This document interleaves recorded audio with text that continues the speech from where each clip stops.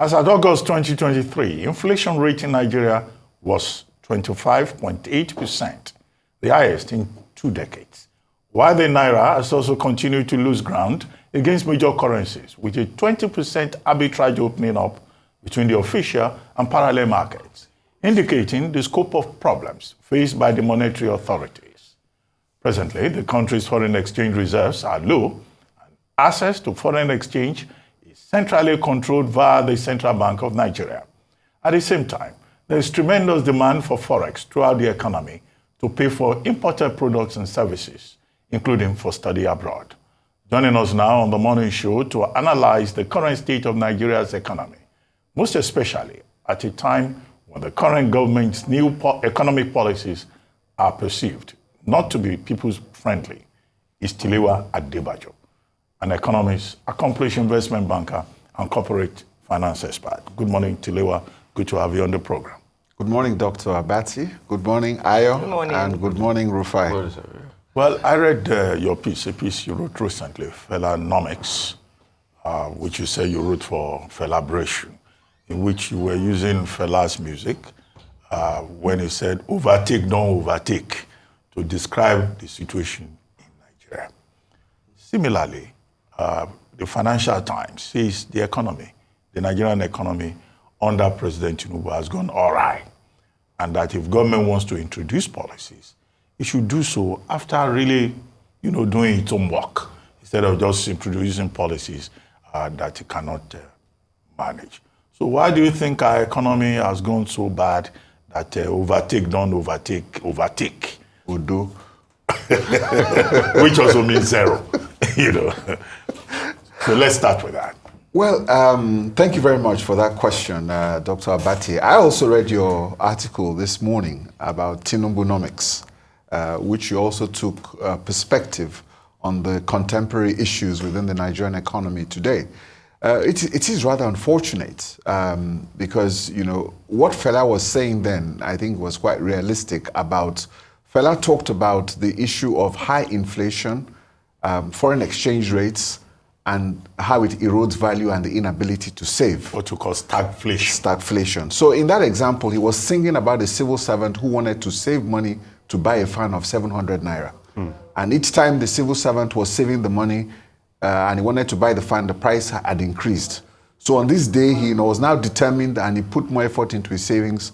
And on his way to buy the fan, the government announced second tier and everything tore to pieces.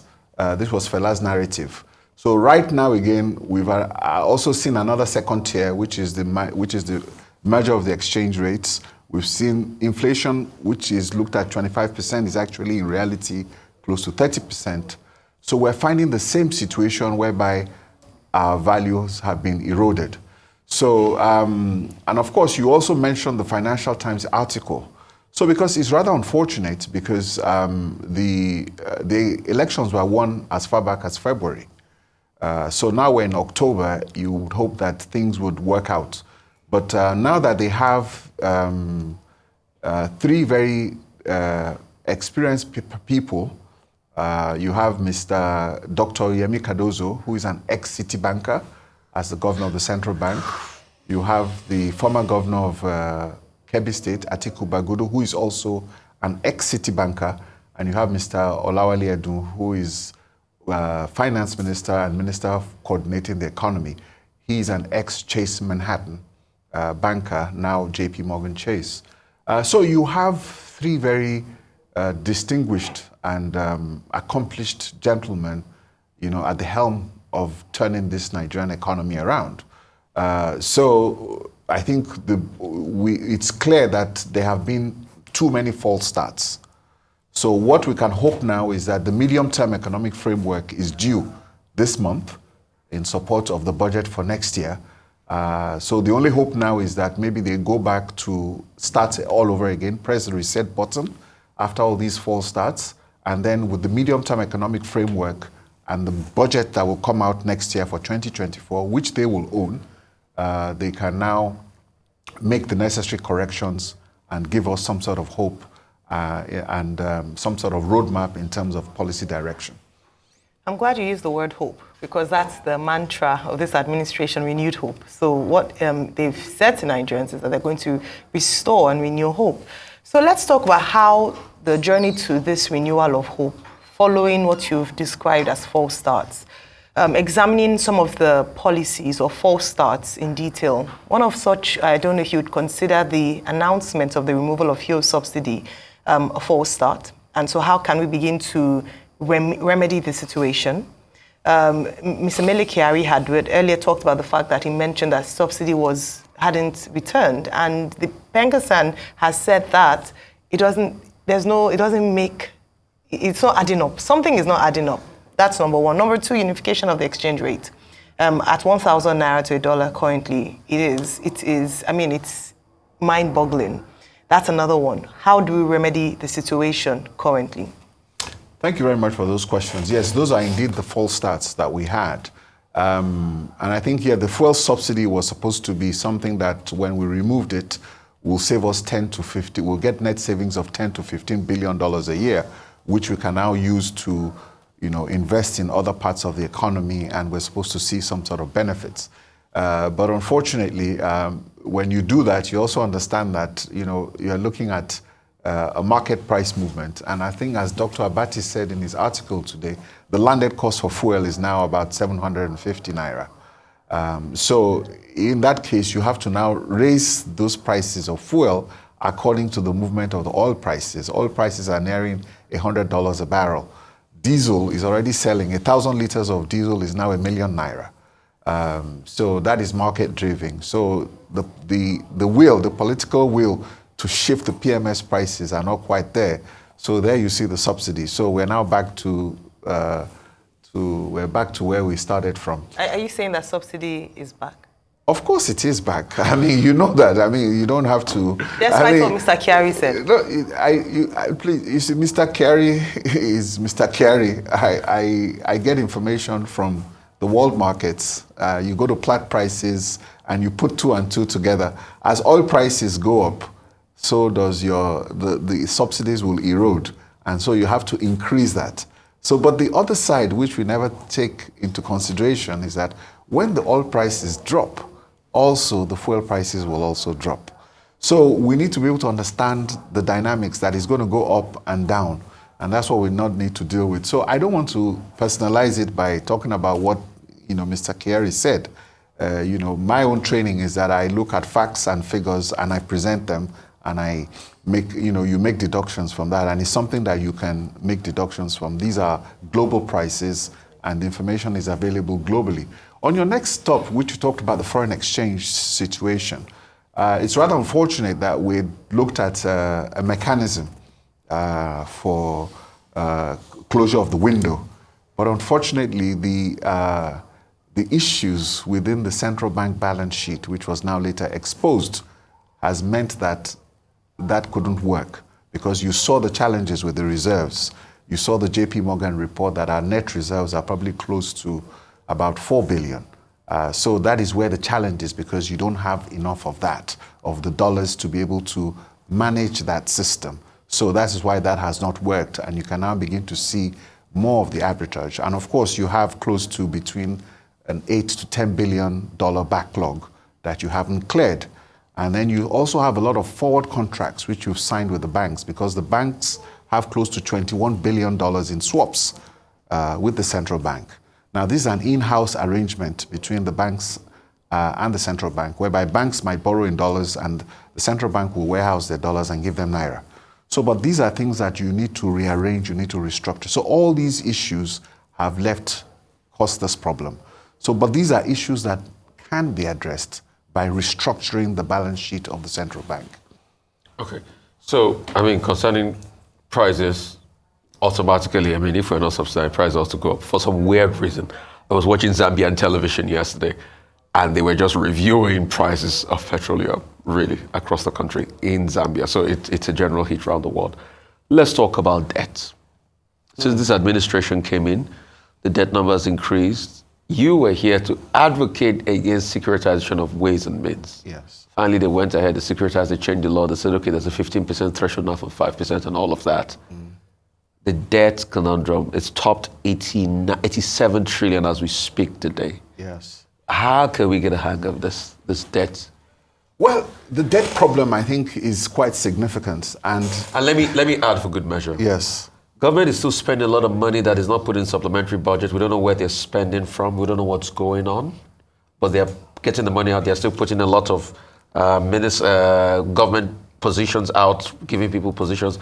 And the Senate has told them that, give us supplementary budget. You can't just be spending money like this. And now, on top of that, they want to add 75 billion for mama lodgers around the country, or market women. Fantastic. Let me make a point of correction in the sense that the Ways and Means problem has not been resolved.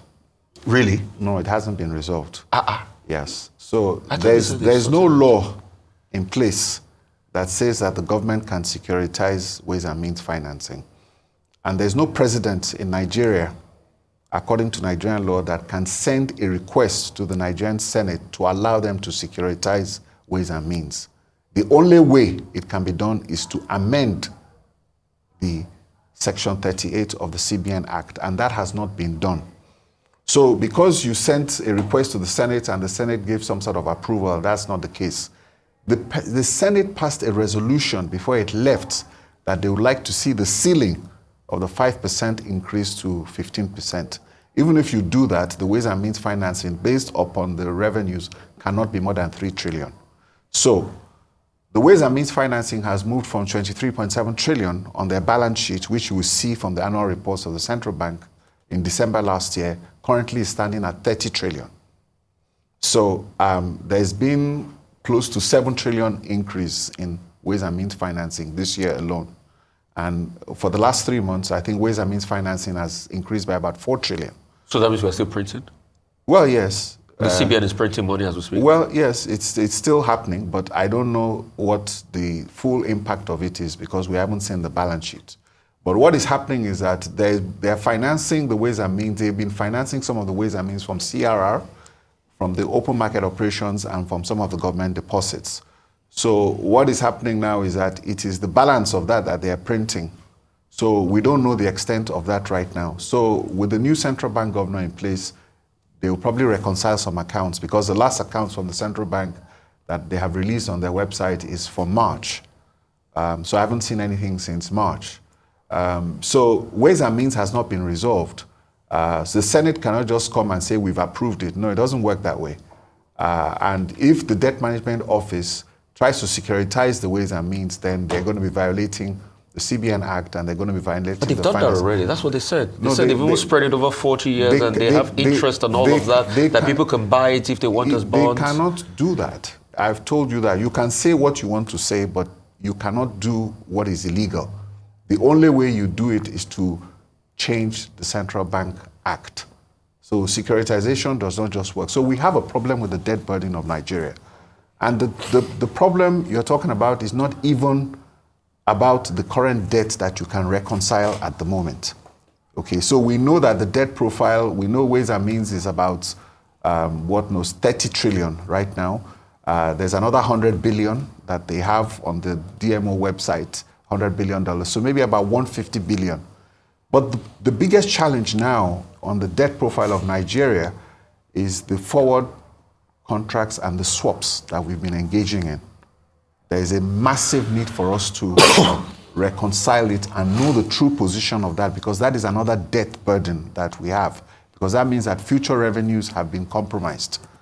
So this swaps... yes, so future revenues have been compromised. So that's another borrowing. Does it involve this AFREXIM thing we're trying to do? The AFREXIM is part of it. So we don't know how many. So it's important that the Minister of Budget... And there's an interest rate for that? Of course. I mean, there's an implicit cost with that because you're going to have to deliver at a particular point in time.